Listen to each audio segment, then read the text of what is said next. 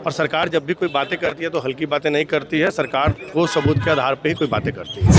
अब जो संविधान निर्माता है उनके खिलाफ जब वो बोल सकते हैं तो मुझे लगता है कि इसके बाद फिर उनके लिए कुछ बच जाता नहीं, इसलिए उनका राजद की संस्कृति में ही है कि कुछ भी बोल सकते हैं। और कहीं ना कहीं अगर उनके सामने कोई मांग उठ रही है, मुझे लगता है कि उसको ज़रूर संज्ञान में लेंगे और जो भी निर्णय लेंगे वो बिहार वासियों के हित में लेंगे। देखिए, ये हमारे देश के गृह मंत्री जी के सामने अगर मामला आया है तो निश्चित रूप से उस पर वो निर्णय लेंगे और जो निर्णय लेंगे वो पूरे प्रदेश वासियों को मान्य होगा। नमस्कार, मही न्यूज देख रहे हैं आप। मैं हूं आपके साथ स्नेहा। बता दें आपको कि आज 27 फरवरी को बजट सत्र का आखिरी दिन था। आज सदन में बीजेपी के विधायक वीरेंद्र कुमार ने धर्मांतरण को लेकर कानून बनाने की बात कही, जिसके बाद से जोड़ तोड़ से इस पक्ष में कई तरह के नेता, सब नेता ने इसके बारे में कहा। बता दें आपको कि ध्यान आकर्षण प्रस्ताव के समय इस प्रस्ताव को सामने रखा गया और इसको लेकर सुनील कुमार सिंह क्या कुछ कहते हैं, पहले उनके बयानों को सुन लीजिए। जिस तरीके से अरविंद केजरीवाल को जो है दिल्ली हाईकोर्ट ने राहत दे दिया है, बरी हो गए, आरोप उनका जो था वो पूरी तरीके से खारिज हो गया आरोप। देखिए, न्यायालय की प्रक्रिया है और उस न्यायालय की प्रक्रिया में जो माननीय न्यायालय कोई भी निर्णय लेती है उसमें सभी को मानना चाहिए और न्यायालय की प्रक्रिया में कहीं किसी का कोई हस्तक्षेप नहीं है। और हमने शुरू से कहा है कि चाहे पक्ष की बात हो या विपक्ष की बात हो, विपक्ष हमेशा जो न्यायालय के निर्णय पर उंगली उठाने का काम करती है।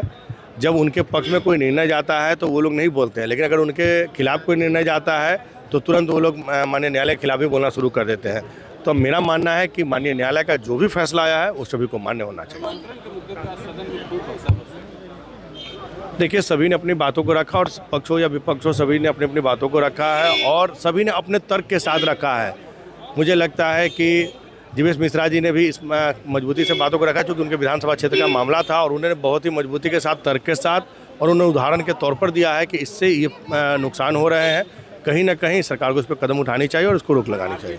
बाबा साहब के नाम के इस्तेमाल पर आपत्ति है, कह रहे हैं बाबा साहब का नाम सीटा जा रहा है, जो जबरदस्ती हो रहा है उस पर रोक लगाइए, जो स्वेच्छा से हो रहा है उस पर क्यों परेशान है? देखिए, बाबा साहब संविधान निर्माता हैं और उनके ऊपर आरजेडी के लोग अगर बोलते हैं तो मुझे लगता है कि अब जो संविधान निर्माता है उनके खिलाफ जब वो बोल सकते हैं तो मुझे लगता है कि इसके बाद फिर उनके लिए कुछ बच जाता नहीं, इसलिए उनका राजद की संस्कृति में ही है कि कुछ भी बोल सकते हैं।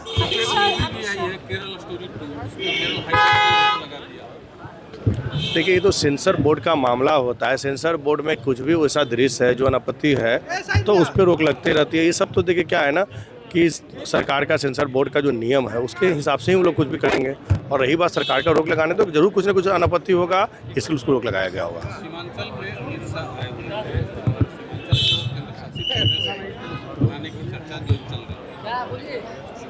हमारे देश के गृह मंत्री जी का बिहार में आए, उनका हार्दिक स्वागत है और कहीं ना कहीं अगर उनके सामने कोई मांग उठ रही है, मुझे लगता है कि उसको ज़रूर संज्ञान में लेंगे और जो भी निर्णय लेंगे वो बिहार वासियों के हित में लेंगे।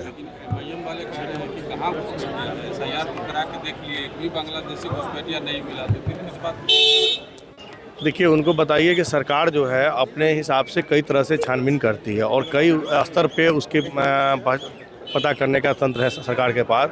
और सरकार जब भी कोई बातें करती है तो हल्की बातें नहीं करती है, सरकार ठोस सबूत के आधार पे ही कोई बातें करती है।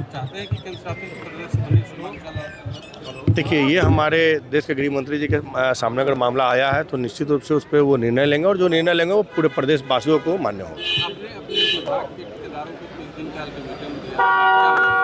बिल्कुल, जो हमने अल्टीमेटम दिया था उन लोगों ने अपना काम पूरा किया है और जो हम बैठक लिए थे उसमें चाहे बिजली विभाग का बकाया का मामला हो तब या काम का मामला हो, उसमें उसको पूरा करने का काम किया है। जिन लोगों ने नहीं किया उन पर कार्रवाई भी की गई है।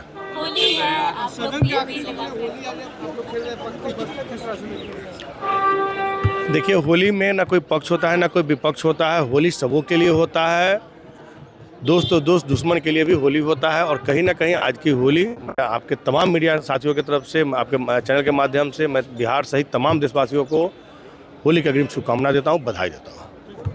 तो आपने सुना किस प्रकार से प्रत्यक्ष तौर पर संजय कुमार सिंह कह रहे हैं कि इससे संबंधित नियम बनने चाहिए, सरकार को इस पर ध्यान देने की जरूरत है। इसके साथ ही उन्होंने सभी लोगों को बाद में होली की शुभकामनाएं दी। फिलहाल इस खबर में इतना ही। तमाम अपडेट के लिए बने रहे मगही न्यूज के साथ। धन्यवाद।